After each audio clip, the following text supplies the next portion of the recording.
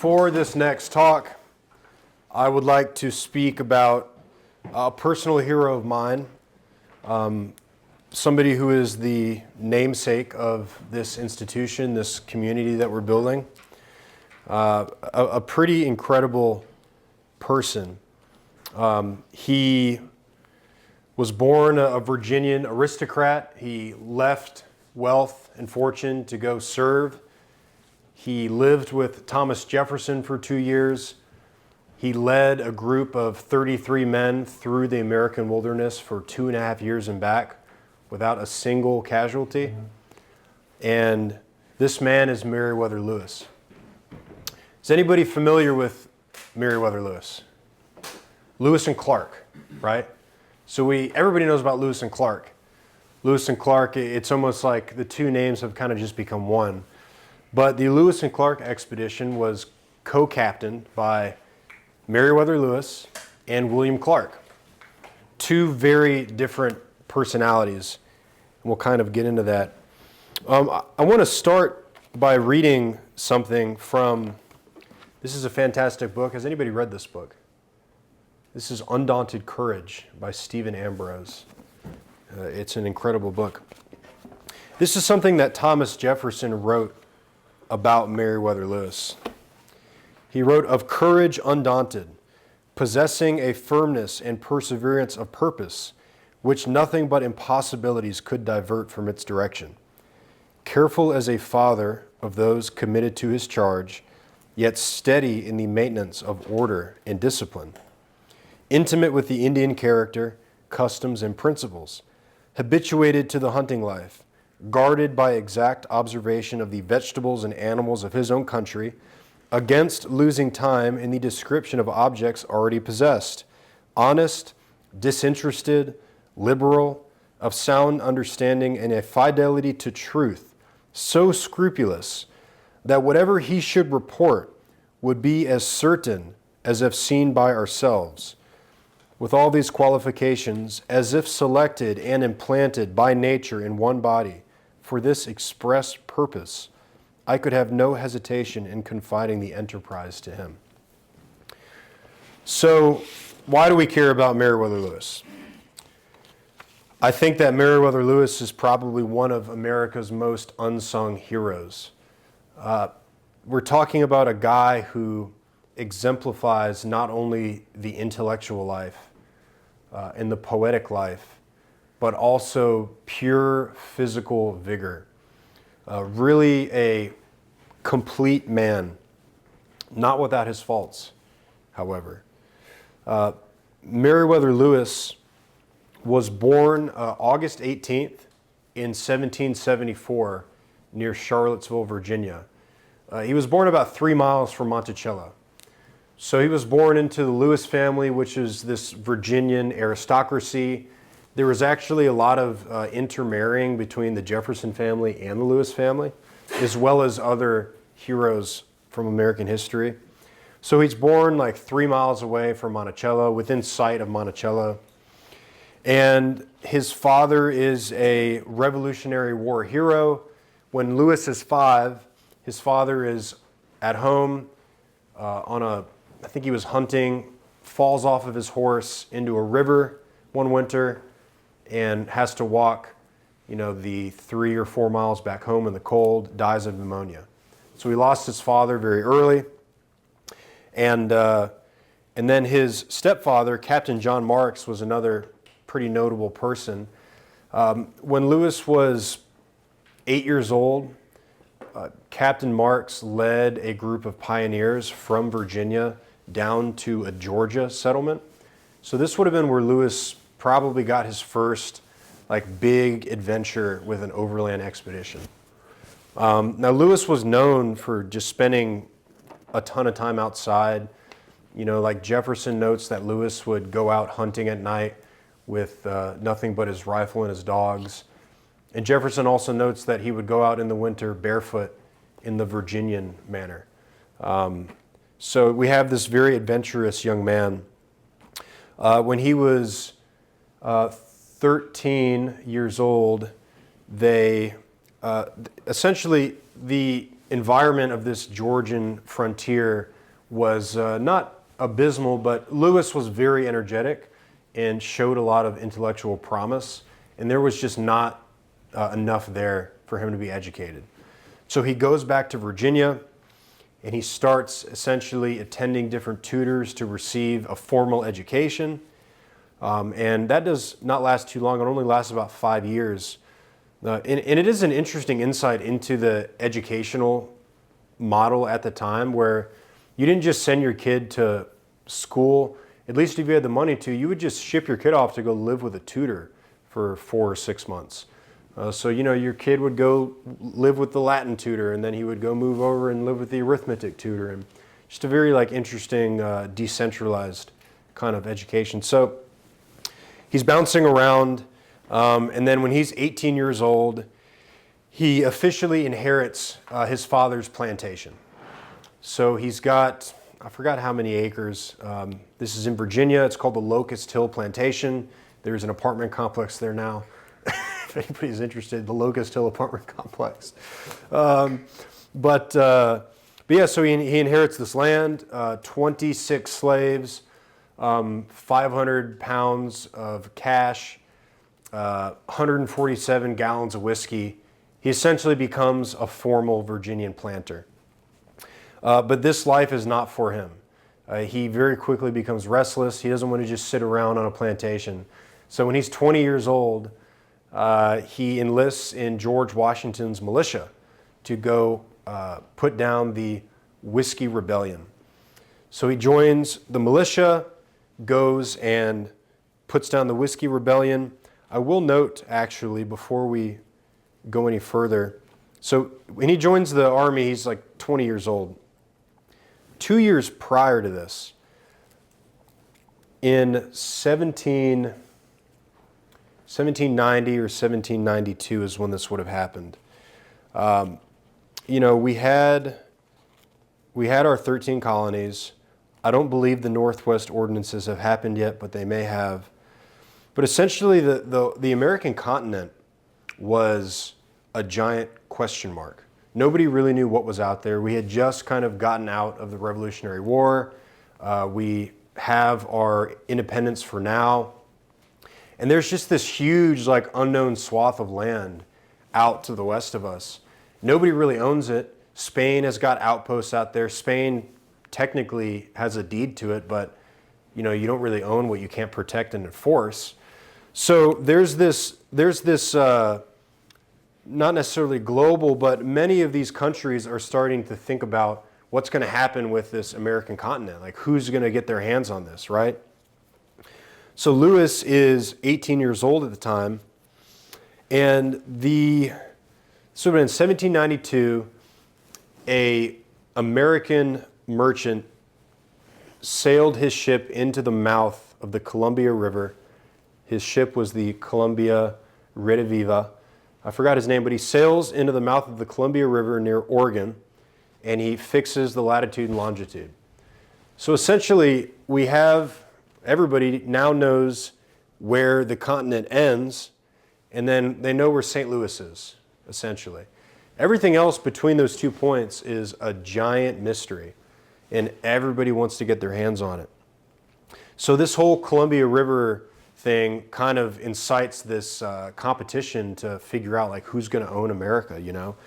And 1792, this is 2 years after Benjamin Franklin died, a meeting takes place in the American Philosophical Society, which was founded by Franklin. And Jefferson and Washington, they all agree that we should send an expedition out into the American continent and see if we can figure out what's going on. So Lewis puts his name in the hat. You know, he had essentially grown up, like I said, right near Monticello. Jefferson watched him grow up. Jefferson's much older than him, but they had known each other for a long time. So Lewis tells Jefferson that he wants to lead this expedition.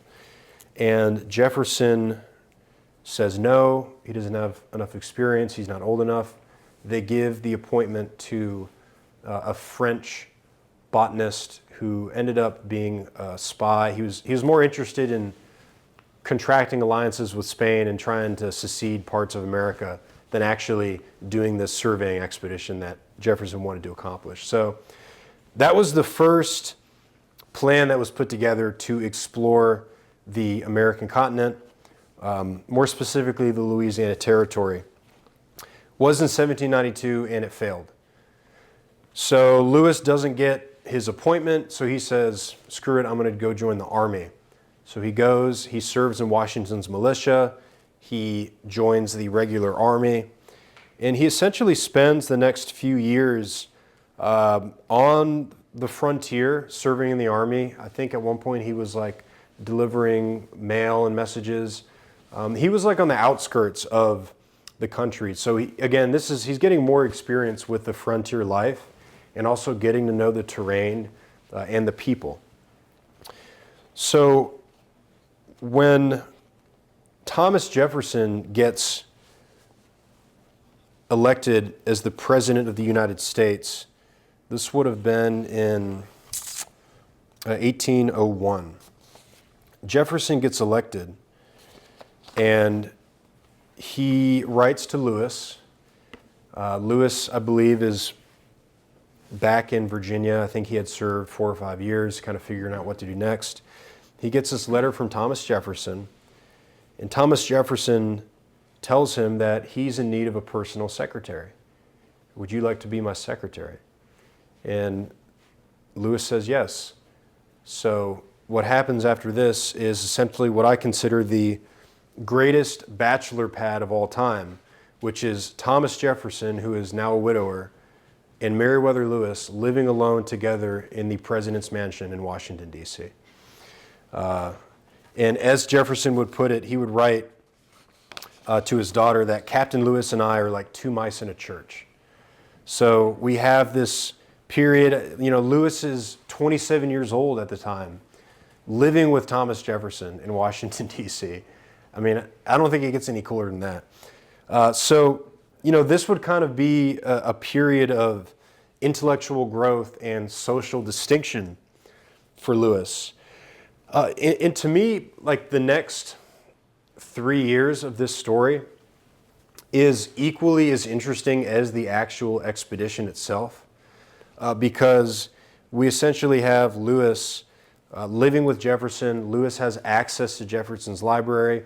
Lewis is attending Jeffersonian dinners, like starting to build social distinction in Washington. And he's a young man really starting to build that reputation. So essentially, Lewis is living with Jefferson. Lewis is his personal secretary. And then in the spring of 1801, Napoleon purchases the Louisiana Territory from Spain.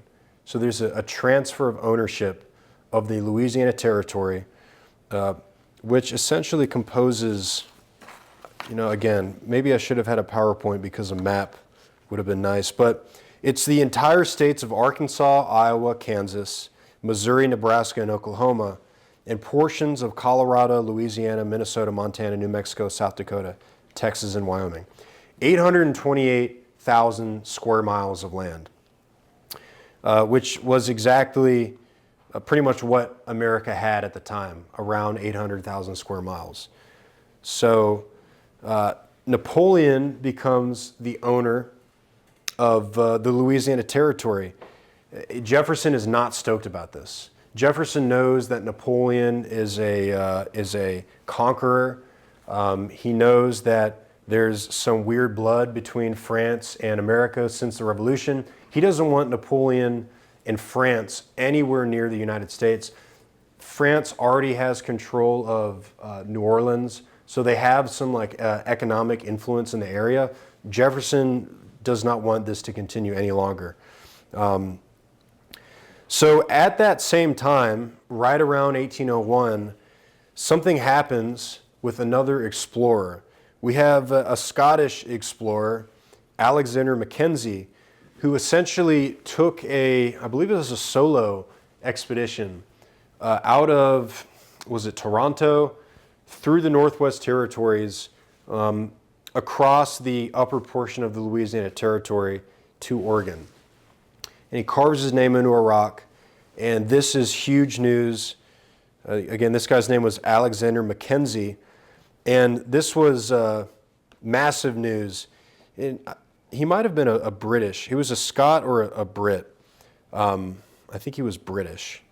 But so this is really, everybody is talking about this now. So you have France, who owns the Louisiana Territory. Now you have this Brit who has explored a portion of it and carved his name into a rock. Jefferson is like, oh, hell no. Like, we have got to do something about this. He said, we're about to lose this. So Jefferson goes like manic over this whole situation. And he essentially immediately tells Lewis, like, look, we're sending an expedition out as soon as possible to go ahead and figure this whole thing out. So Jefferson's primary focus becomes putting together an expedition to explore the Louisiana Territory and get Britain and France out of our hair. So Jefferson, that quote that I read was Jefferson explaining why he chose Lewis for the appointment. So Jefferson tells Lewis, hey, you're going to be leading an expedition through the Louisiana Territory. And he pretty much gives Lewis free rein to compile the crew, to pick his co-captain, to put together a list of supplies. He pretty much just completely trusts Lewis with this entire endeavor, which is really an incredible testimony to Lewis's character. So Jefferson tells him, look, this is all you. But also Lewis has a lot to learn. So not only does he need to traverse the Louisiana Territory and get back alive, but he has to survey the Louisiana Territory. He has to take a catalog of the flora and the fauna.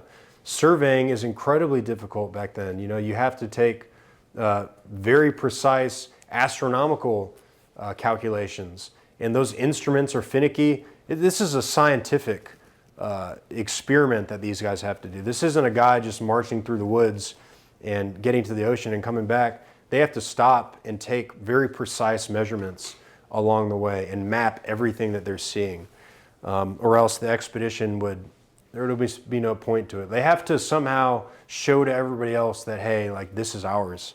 We understand this better than you do. We have a right to this land. So essentially what would happen is, this is 1802, Lewis is told by Jefferson that he's going to be leading this expedition. And for the next year, Lewis is studying like a maniac. So Jefferson is teaching him everything he knows about botany. Jefferson also has the most expansive library at the time relating to the American geography of the Louisiana Territory. So Lewis is reading Jefferson's books. He's learning from Jefferson himself. He essentially gets an undergrad education from Thomas Jefferson in 6 months. Jefferson sends him up to Philadelphia, where he studies with Benjamin West. He studies medicine with West. There's 4 or 5 other tutors that Lewis goes and studies with who are friends of Jefferson. So he's like, there's not a minute to spare. This whole thing is really coming down to the wire. So he's studying, he's diving into the library, and he is working with these tutors. At the same time, Jefferson has to figure out how to get the funding to do this expedition, right? Because we don't have a lot of money. We're like a new country. So, the Federalists and really Congress, they're not super gung-ho about just the idea of like a wilderness expedition. They're like, we have all this land, like, why don't we need to worry about getting any more? So Jefferson essentially pitches the idea to Congress that, look, this is economic. We're going to go and we're going to secure the trade routes. We're going to take the trade routes from the French and the Spanish and do trade with the Native Americans. And it's going to make our country rich. And by pitching the idea to Congress that way, he gets the money that he needed to execute the expedition with Lewis. So Lewis also goes and starts to assemble his crew. he starts to put together the actual list of items that they're going to take with them. And Lewis is given free rein to choose his co-captain.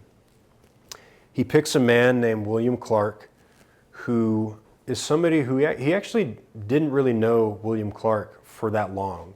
William Clark was the captain of a rifle company that Lewis served in for like 6 months.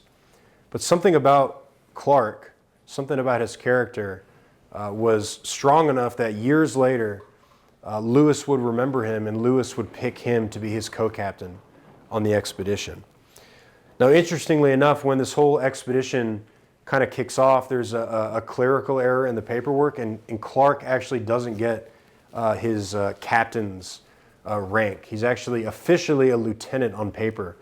But Lewis has so much trust in William Clark that he actually just doesn't tell the rest of the crew that Clark's not a captain. And he's like, you're a captain, we're co-captains, like there is no hierarchy. It's you and I, and then everybody else is beneath us. So Lewis could have easily just go ahead and pulled rank and been the single captain of the expedition, but he was insistent on William Clark being a co-captain, even if he did not hold the rank of captain. So essentially what we have is Lewis gets this whole thing together. He gets 33 guys, and they head up the Mississippi River to Illinois, and they spend the winter of 1804 near Wood River, Illinois. And, you know, kind of like that story with Franklin where he talks about how when the guys are sitting around all day, that's when they fight and quarrel and all that. The same thing happens when they're wintered. Like the river's frozen. They're pretty much just sitting in their tents around fires, like trying to keep themselves busy, you know, drilling every now and then. So there's just like, that whole winter is just dealing with people fighting, and like every single one of the winters is always like a lot more drama than when they're actually on the expedition. So they winter in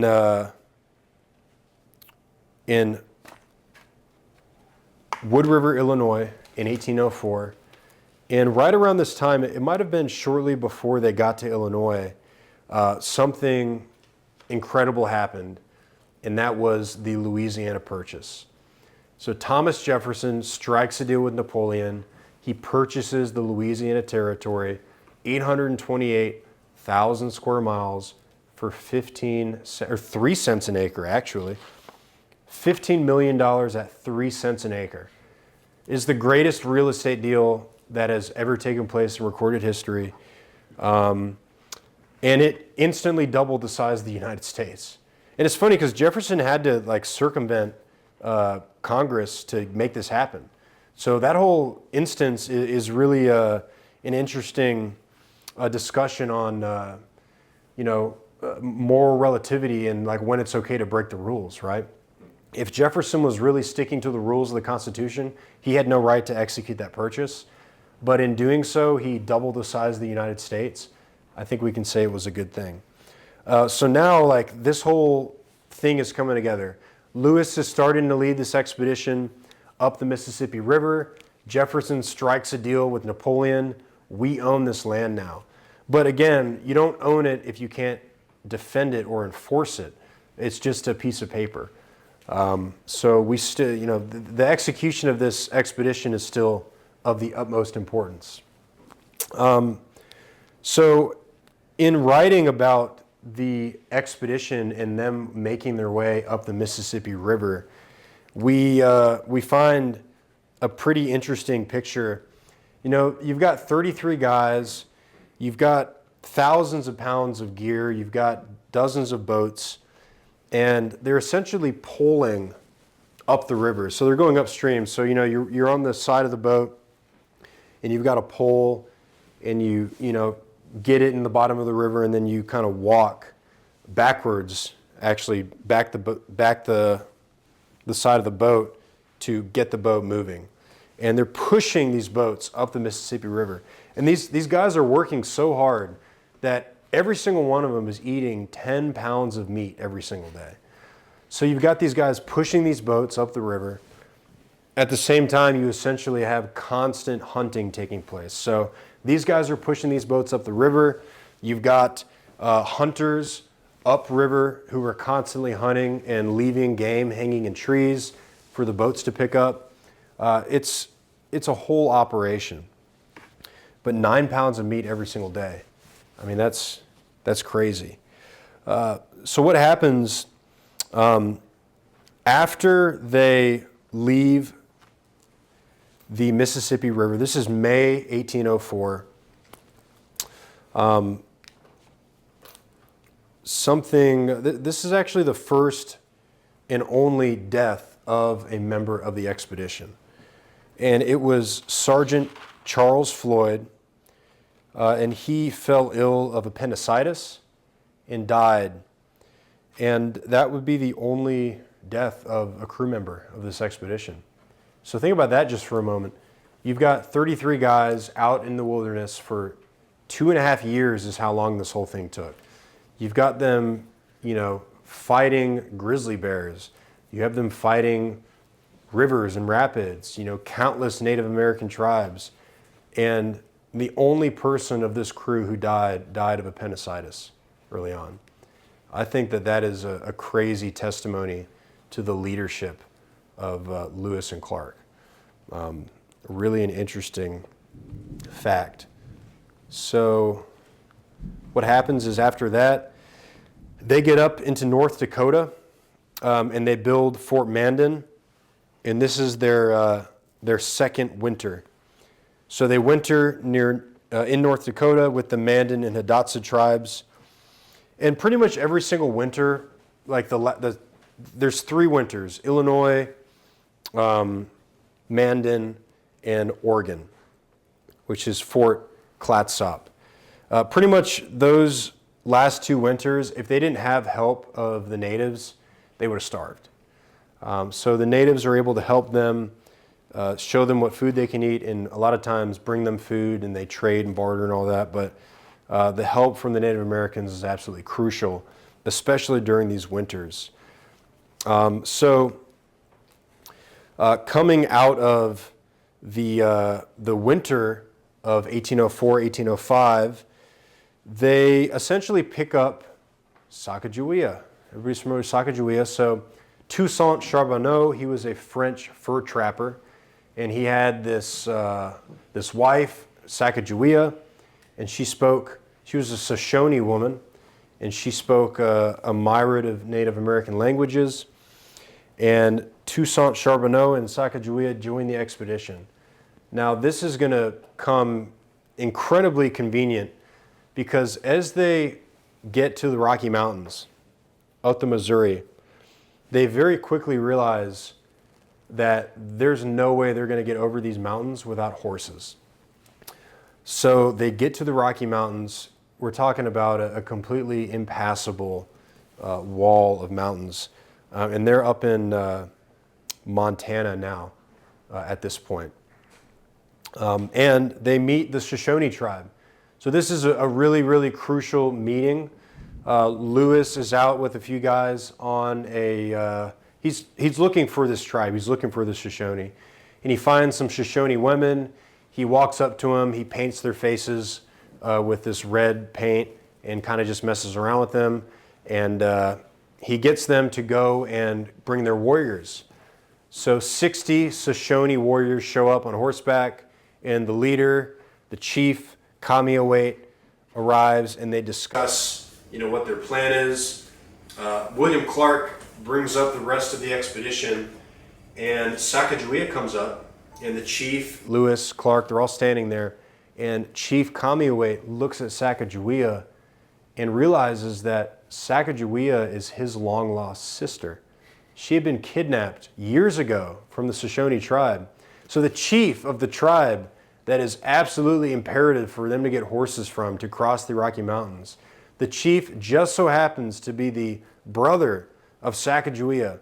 So there's this big reunion, and everybody's crying, and it's this incredible moment, right?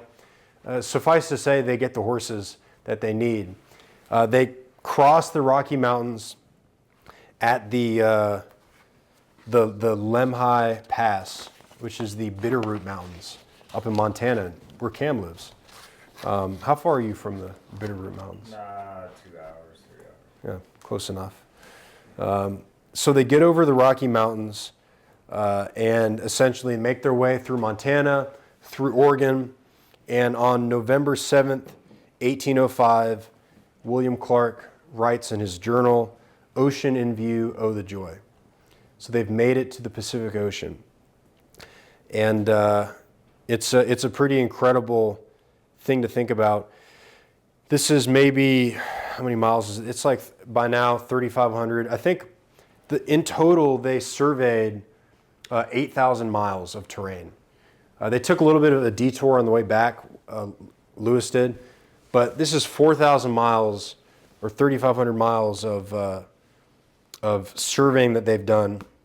Now, when they get over to the Pacific Ocean, the ideal scenario is you flag down an American ship and you get a ride back, right? That was something that Jefferson had talked about them potentially doing. And there was no ship. They waited. No ship showed up, so they decided to head back. And making it back, it took a lot less time than making it there. And on September, so they start heading back March 1806. They had wintered at Fort Clatsop in Oregon. I think this is also where they ate dogs. I think there's part of the story where they start eating dogs. They don't have any food, so I think that happened. Man, the dog. Yeah, so Lewis. Whoa, dude. Hold on a second. I said don't be the only guy getting weird, man. So hey, the context here is important. So Meriwether Lewis had a dog named Seaman, Seaman, which was a very loyal dog. They did not eat that particular dog. So they don't eat that dog. It was like a Newfoundland, like a big dog that he had bought in St. Louis. This dog was like a hero of this expedition. At one point, some natives steal Lewis's dog, and he goes into a fury and is ready to just shoot everybody to get his dog back. So yes, that dog that Cameron brought up casually was a big part of the expedition and made it all the way back as well. The dog, they did not eat semen. Thank you for that clarity. Yeah. So You know what kind of dog it was? it was a Newfoundland. Yeah. Yeah. So pretty much they get back on September 23rd, 1806, and nobody had heard from him for 2.5 years. Everybody assumes that they're dead. This is 30 guys just walk out into the unknown, and then 2.5 years later they show up in St. Louis, and people are like, "What the fuck? You guys are still alive?" So they instantly become national heroes. Pretty much they get back to St. Louis, everybody is just like, "Holy shit, you guys are still alive." Instant national heroes. And pretty much the whole country is waiting for these guys to release their journals. Everybody wants to know what happened out on the expedition. So they get back, they write to Jefferson, and they had successfully mapped 8,000 miles of unexplored land, documented over 300 animal and plant species, and established contact with 50 tribes. And this whole expedition solidified the right of the United States to the Louisiana Territory. So a huge accomplishment. So it's a success, right? I mean, everybody's happy, and one would think that maybe we can all go live happily ever after. It was not the case. William Clark did end up getting married to Julia Hancock of Fincastle, Virginia. He was 37, she was 16. Yeah, different, 1809, I guess, man. But they had a family. They had 5 or 6 kids, and Clark lived a long life. Lewis's life was not quite like that. Before we get into this part of the story, I'd like to read something. Anybody have their pamphlet? Okay, thank you. So, on August 18th in 1805, Lewis wrote a journal entry that is printed in your pamphlet. And this is his birthday. And he writes, "This day I completed my 31st year and conceived that I had in all human probability now existed about half the period which I am to remain in this sublunary world. I reflected that I had done as yet little, very little indeed, to further the happiness of the human race, or to advance the information of the succeeding generation. I viewed with regret the many hours I have spent in indolence, and now sorely feel the want of that information which those hours would have given me, had they been judiciously expended. But since they are past and cannot be recalled, I dash from me the gloomy thought, and resolved in future to redouble my exertions, and at least endeavor to promote those two primary objects of human existence, by giving them the aid of that portion of talents which nature and fortune have bestowed upon me, or in future to live for mankind as I have heretofore lived for myself." So this is a man who is leading the greatest wilderness expedition of all time, lamenting that he has done very little. Who is this? That he has done very little for the human race. That's a famous journal entry from the expedition. Lewis gets back, and in 1807, Jefferson appoints him as the governor of the Upper Louisiana Territory. Now, I want you to think about, or maybe I'll ask a question. Has anybody here ever spent an extended period of time in the wilderness, backpacking, hiking, whatever it is, away from civilization? How long? Civilization, I had a car or a truck, but I was out there for about 2 weeks. It wasn't a crazy trip. That sounds awesome. But it was just no roads. Yeah. In the Rockies and all that, yeah. Sweet. Cam and I actually, Don't ask me, we were there. Yeah, so Cam and I met in a wilderness program. We got sent away, and we were in the woods for 3 months in the Blue Ridge Mountains. That's where Cam and I met each other. We were juvenile delinquents. So I want you to think about if you were out in the wilderness for 2.5 years on one of the greatest adventures of all time, meeting Native Americans, doing peace deals, finding new animals, hunting, fishing, exploring, and then all of a sudden you're sitting behind a desk. So this is what happens. He's appointed as the governor of the Upper Louisiana Territory. And at the time, the whole nation is waiting for these journals to come out. So this is a year after a little bit less than a year after the expedition has finished. Like the journals of Meriwether Lewis, it's like us waiting for Epstein's list. It's like everybody's like, where are the journals? Everybody is waiting for the journals. Well, here's something that Jefferson would write about it. He'd said, "Never did a similar event excite more joy through the United States. The humblest of its citizens had taken a lively interest in the issue of this journey and looked forward with impatience for the information it would furnish." So that's what Jefferson would write about this anticipation for these journals. Think about the pressure that Lewis had on him. It's like the whole world, all of America, is waiting on you to finish your project, your writing. And it's funny because, Lewis was a very contemplative, kind of a self-conscious guy. When he is sitting at the Great Falls of the Missouri, he actually sits down to write a description of the falls, and then he scratches it out and he writes that, I don't have the words to describe what I'm seeing right now. Lewis is a very contemplative character, and very heady. William Clark was more of a pragmatist, practical type of guy. So there's this yin and yang balance in their partnership. Just to kind of add on to that context, Jefferson had written, and so this is kind of where we're entering the mystery of how Lewis died and what really happened to him.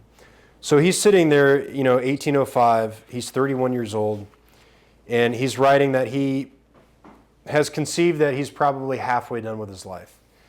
Little did he know he would die 4 years later at 35 years old.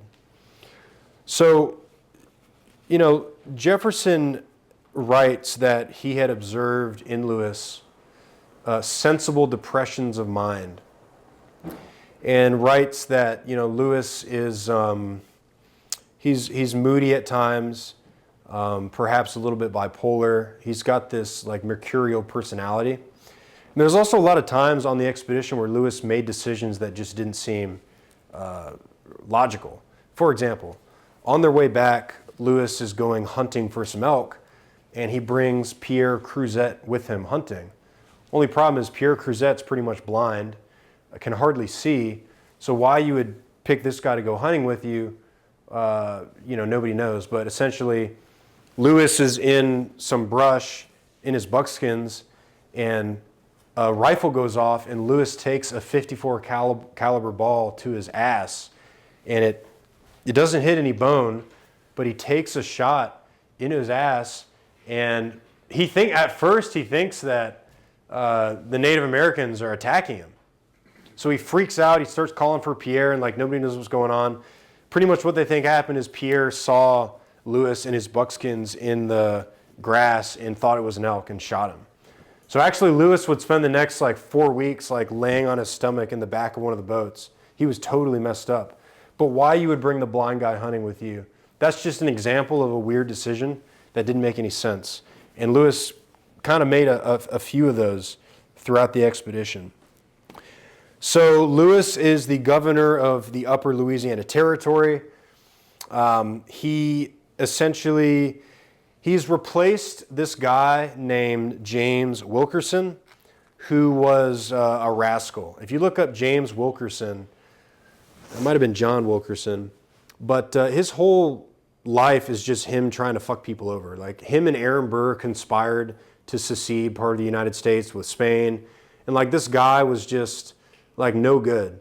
So Lewis replaces him in office. Jefferson appoints Lewis the governor. So there's some conspiracy that maybe that upset some, dirty players, which might have led to Lewis's death. But what we have happening is we have Lewis is now behind a desk, and he's got this pile of work piling up, and time passes by, and these journals are not getting published. And actually, he stops writing to Jefferson. This is Thomas Jefferson, the President of the United States, somebody who has watched Lewis since he was a boy. Also interesting to note, when Lewis went on his expedition, Jefferson handed him an unlimited line of credit to draw on the treasury of the U.S. government. And if I recall correctly, a line of credit like that has never been issued since. But he was given an unlimited line of credit. I'm getting one for this club. We'll get one for this club. Yeah. We'll talk to Trump. An unlimited line of credit to draw, to invoice the U.S. Treasury for whatever Lewis needed anywhere in the world. This was a line of credit that was usable anywhere on planet Earth. Very interesting. So Lewis stops responding to Jefferson's letters. Lewis is in Louisiana. Some people think it's because he's drinking too much. Some people think he's depressed and fucked up. But he's not writing Jefferson back. And Jefferson writes, he's like, I haven't heard from you in 2 months. He's like, what's going on? So this weird period kind of starts to take place. This is, the most unfortunate case of writer's block ever. So in 1809, James Madison is elected president. Jefferson leaves office. So Lewis has now lost his man in the high tower. And Madison and Dearborn, I believe, they start to kind of crack down on spending. And all of a sudden, Lewis is having to come out of pocket for a bunch of expenses with his territory. So Lewis is entering financial trouble. He's potentially experiencing emotional distress. He is experiencing the guilt or shame or whatever it may be of not having finished his journals. So you have all these things kind of piling up on his chest. And essentially he's like, all right, like I need to get to DC and get to Mr. Jefferson and just figure this whole thing out. He leaves St. Louis. That's the thing to note. So he was in St. Louis at the time when he was governing the Upper Louisiana Territory. He leaves St. Louis. His plan is to go to DC and then make his way to Philly, where there's some editors who can help him finish his journals. And he takes the Mississippi River down. He plans on taking the river down to, I believe, New Orleans, and then taking a ship to Washington. And he is taking his way down the Mississippi. And I'll read some quotes here from Jefferson, because now we're entering more of like what really happened here. And there's so many different stories.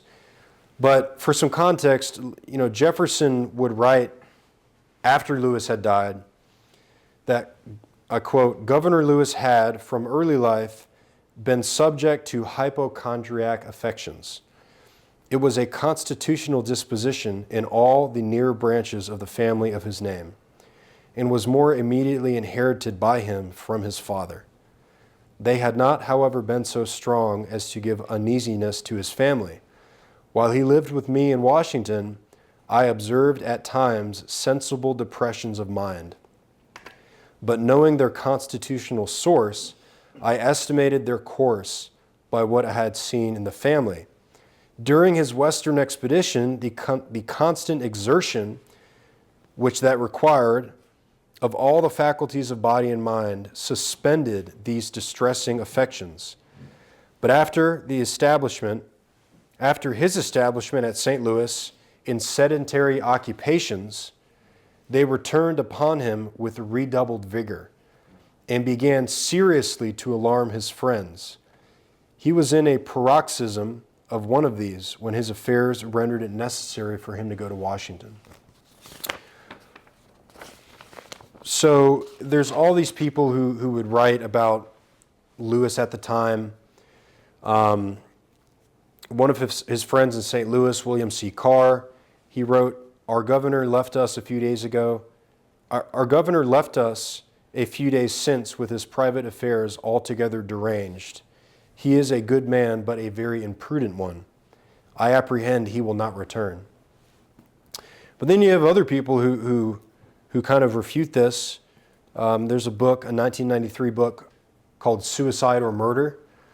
And Vardis Fisher, he writes that, his handwriting during these last days in St. Louis, his clear and orderly records of his debts, and his investing 3 friends with the power of attorney to sell his property during his absence if creditors should demand it, all this certainly does not look like the behavior of a man in paroxysm. So he makes his way down the Mississippi River, and he's in New Madrid, and apparently he writes a will.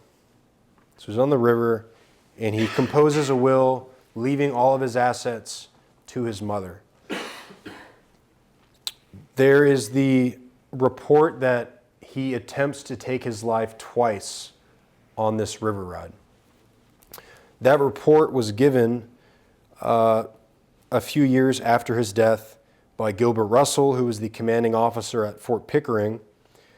And he would say that the commanding officer of the fort, on discovering his situation and learning from the crew that he had made 2 attempts to kill himself, in one of which he had nearly succeeded, resolved at once to take possession of him and his papers and detain them there until he recovered, or some friend might arrive in whose hands he could depart in safety.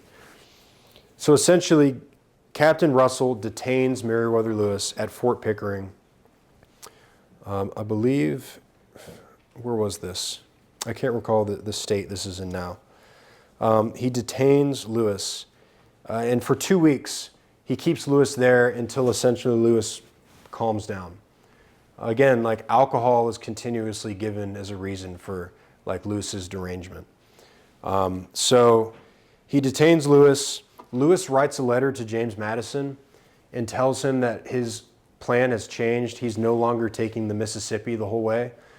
He's now going to go overland by way of the Natchez Trace, which some of y'all drove down on the way down here. He's going to go overland to Nashville and then through Nashville to Washington, D.C. And he writes that like he talks about the heat of the South. He doesn't want to deal with it. And he's also worried that a British ship could take his papers if he gets down in New Orleans. He doesn't want to lose the journals. So that's the only narrative regarding those two suicide attempts on that boat. So Lewis is held at Fort Pickering, and he decides to depart overland by horse by way of the Natchez Trace. He's heading to Nashville. And essentially, while Lewis is at Fort Pickering, a man named James Neely shows up. He was an agent to the Chickasaw Nation, and he offers to go with Lewis, at least part of the way up the Natchez Trace. Again, this is another one of those question marks. You know, some people think that James Neely was sent by somebody to see that Lewis didn't make it where he needed to go. I haven't really read much into Neely, but I do know that I believe after Lewis's death, Neely would meet a violent end in Washington. There was some revenge taken on him. People thought that he might have had something to do with this. So this guy shows up and says, sure, I'll take Captain Lewis up the Natchez Trace. And it's Neely, it's Lewis. Lewis has one of his servants, John Pernier, and then Neely has one of his servants. And Neely would report, that Lewis appeared at times deranged of mind. So we have this image of this, of this American hero, like one of the goats, seriously the greatest to ever do it. Potentially losing his mind and going insane, or in the middle of a huge plot to frame him. It's a tragic story. So on October 10th, so they take the Natchez Trace up, they go through the Chickasaw Nation, and then October 10th, 1809, Lewis rides up to so the Natchez Trace, it was essentially a footpath or a highway of sorts for the South at the time. This would be the same route that Andrew Jackson would march the Tennessee Volunteers to the Battle of New Orleans. They marched down the Natchez Trace. So this is like a very popular footpath. So there's like these inns like all along the way. And the trace goes from New Orleans all the way up right outside of Nashville. Now I think it ends in Tupelo. So on October 10th, 1809, Lewis rides up to one of these inns called Grinder's Inn or Grinder's Stand, about 70 miles from Nashville. And with that being said, we're going to go on a field trip. October 10th, 1809. Meriwether Lewis would have walked pretty much right where we are standing. This is the old Natchez Trace. So big chunks of the original trail are still intact, and there's generally signs that kind of point them out. But since time, they've kind of made new trails, but the original trace would have gone right up through here. And on October 10th, Lewis would have came up this trail. Now, the only firsthand account of this story comes from Priscilla Grinder, who was the wife of the owner of Grinder's Inn. You remember that inn that I told you guys? There's all these up and down the Natchez Trace. So Grinder's Inn is owned by a man, Mr. Grinder, and his wife, Priscilla, is home with her 2 kids. And again, this is the only firsthand account of this story. In this story, she would actually change years later. But this is what she told a man named Alexander Wilson who would come to investigate what happened 7 months after Lewis's death. So she tells Wilson that Lewis came up this trail on his horseback alone and approached the inn, which we'll go walk over to where it was. Priscilla says that Lewis came up the trail alone on his horseback, and she said that he seemed deranged. He shows up and she offers him dinner. He sits down. He's compulsively smoking his pipe, kind of talking to himself, looking out into the distance, acting really, really weird. She asks him why he's alone. He says that there's people coming up behind. He's just a little bit ahead of them. So he sits down. He has dinner with them. He asks for spirits. She pours him a drink. Apparently he doesn't drink very much. And he keeps saying, what a lovely evening, what a lovely evening, what a lovely evening, just rambling. He asks her for a room, and she goes to prepare a bed, and he's like, I'll just sleep on the floor. And he sends his servant to go get his buffalo robes, and he says he'll sleep on the floor. So Priscilla's home alone, right? She's got her 2 kids. Her husband's not here. She moves. So the inn was like it was like 2 cabins connected by a breezeway. So she moves her and her kids into one of the extra cabins and gives Lewis the main space because this guy is being really weird, is what she says. And she says that as she's trying to fall asleep, she can hear Lewis walking back and forth in his room, talking to himself like a lawyer, she says. And all night he's up making noise, and around 2 a.m. a gunshot goes off. And as Jefferson describes it, he did the deed which plunged his friends into affliction. So a gunshot goes off, and Priscilla says that she looks out of the cracks in her cabin, and she can see a man stumble out of the cabin and wander around. And at one point he leans up against a tree, and she's just watching the silhouette. He comes up to her door, scratches on her door. He's asking her, Madame, Madame, please bring me some water, heal my wounds. And she's terrified, like her kids are in here, so she doesn't answer the door. She says she sees him wander back into his cabin, and a second gunshot goes off. The next morning, when the sun rises, Priscilla sends her kids to go get Lewis's servant to check on Lewis. And they find him laying on the ground with a gunshot wound to the front of the head and a gunshot wound to the chest. He's still alive. They say that a portion of his forehead was blown off, exposing his brains, and he's laying there, still alive. And as Lewis is laying there, some stories even say that he had cuts up and down his body, like hundreds of razor cuts up and down his body. Again, there's like so many different stories. Like this whole evening is a mystery. But Priscilla says that, as Lewis is laying there, he's begging for his servant to grab his rifle and blow his brains out. He says, I'll give you everything in my chest, just take me out of this misery. And he's in a delirium, he's in and out of consciousness. And his final words, he keeps repeating this over and over again. I am no coward, but I am so strong, so hard to die. And he just repeats that, so hard to die, so hard to die, so hard to die.